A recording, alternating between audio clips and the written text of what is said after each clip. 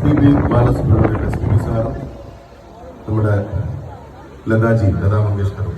ലതാജി ഒരേ ഒരു തമിഴ് പാട്ട് മാത്രമാണ് പാടിയിട്ടുള്ളത്. പലരും ജാനകിയിലാണ് പാടി വെച്ചിരിക്കുന്നത് എന്നാണ് എല്ലാവർക്കും അറിവിലുള്ളത്.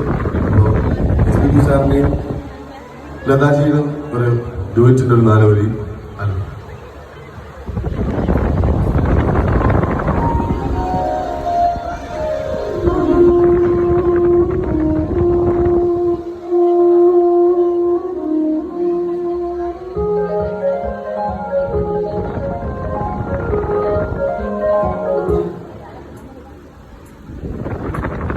വടയും ശേഖരങ്ങൾ കവിതകൾ വലിയ കാറ്റും വീശുന്നു